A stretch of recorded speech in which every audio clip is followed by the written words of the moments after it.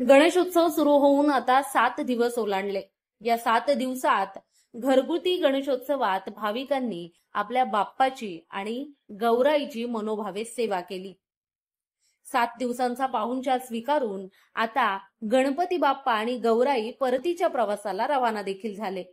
मात्र या संपूर्ण पाहुणचारात भाविकांकडून कोणतीही कसूर ठेवण्यात आलेली नाही।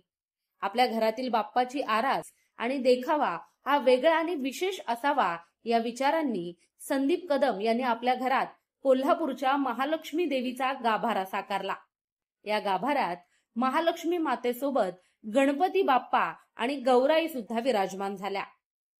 बदलापूर पूर्वेकडील आपटेवाडी परिसरात वसुधा निवासात संदीप कदम राहतात।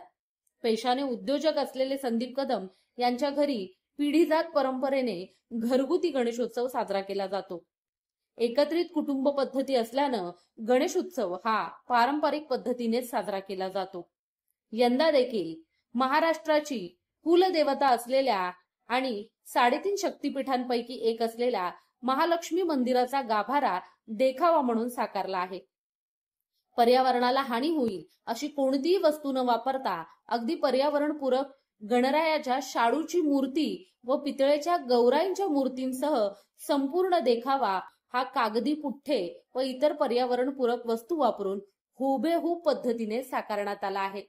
हा देखावा पाहण्यासाठी परिसरातील अनेक भाविकांनी संदीप कदम यांच्या घरातील गणरायाचे आणि गौराईचे दर्शन घेण्यासाठी गर्दी केली होती।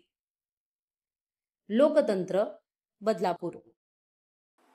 या बातमी संदर्भात तुमच्या प्रतिक्रिया आम्हाला कमेंटच्या माध्यमातून नक्कीच कळवा आणि अशाच प्रकारच्या बातम्या पाहण्यासाठी लोकशाहीचा चौथा आधारस्तंभ लोकतंत्र या वाहिनीला लाईक, फॉलो आणि शेअर करायला विसरू नका। त्याचबरोबर YouTube या आपल्या वाहिनीला देखील सबस्क्राइब करायला विसरू नका। धन्यवाद।